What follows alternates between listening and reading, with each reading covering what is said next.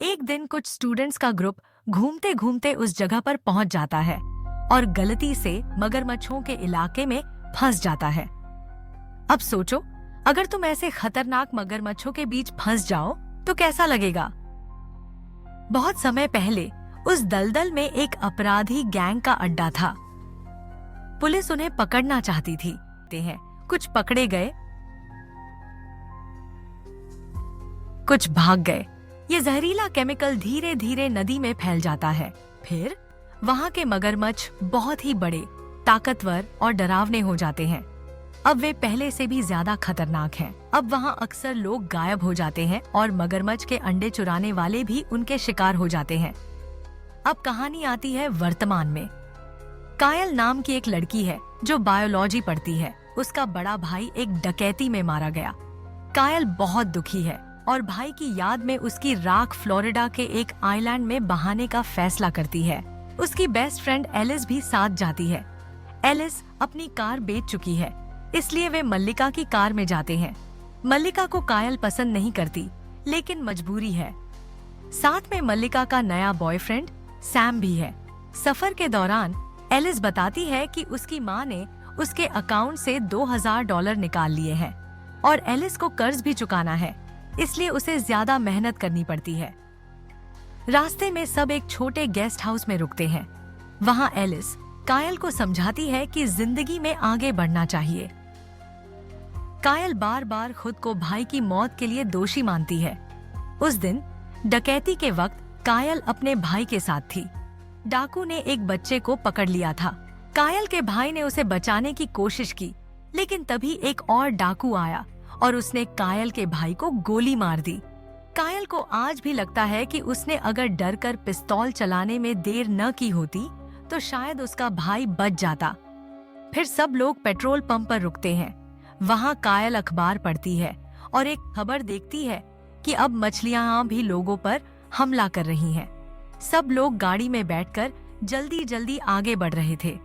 रास्ते में एक बूढ़े अंकल मिले। उन्होंने सलाह दी, पानी में मत उतरना वरना मुसीबत में पड़ जाओगे। सबने उनकी बात मान ली और आगे बढ़ चले।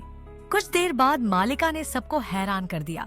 उसने बताया कि उसने सबके लिए सरप्राइज प्लान किया है, एक छोटा हवाई जहाज बुक किया है। अब सब जल्दी आइलैंड पहुंच सकते हैं। लेकिन मजेदार बात, कोई खुश नहीं हुआ। कायल तो वैसे भी हवाई जहाज से डरती थी। उसके चेहरे पर टेंशन साफ थी। सब विमान के छोटे एयरपोर्ट पहुंचे तो कप्तान फ्रैंक से मुलाकात हुई। वह पायलट तो दिखता नहीं था, उसके कपड़े गंदे,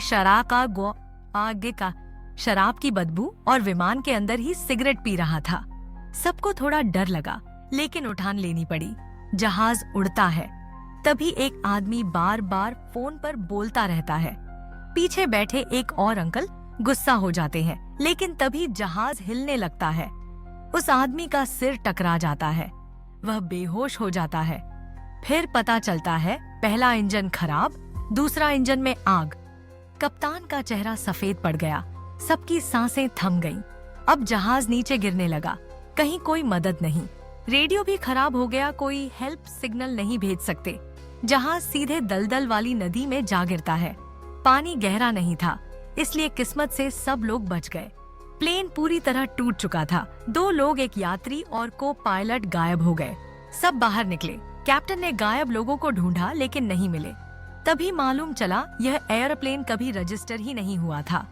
यानी कोई नहीं जानता कि वे लोग वहाँ फंसे हैं। अब कोई रेस्क्यू टीम भी नहीं आएगी। सबको समझ आ गया, अब खुद ही रास्ता ढूंढना पड़ेगा। फ्रैंक ने बताया सही मदद मिलने वाली जगह 40 मील उत्तर में है। कायल ने सबको समझाया, जिंदा रहना है तो खाने पीने का सामान और जरूरी चीजें इकट्ठा करो। पता नहीं कब तक फंसे रहना पड़े। सब सामान जुटा रहे थे। तभी एलिस को जंगल से अजीब आवाज आई। वह धीरे से देखने गई। वहाँ उसे मगरमच्छ की अंडों का घोंसला मिल गया। उसे याद आया मगरमच्छ के अंडे बहुत महंगे बिकते हैं। उसने तुरंत कुछ अंडे चुपचाप अपने बैग में रख लिए ताकि पैसों की बात सोच सके। तभी सबने नदी में कुछ रंगीन सा तैरता देखा।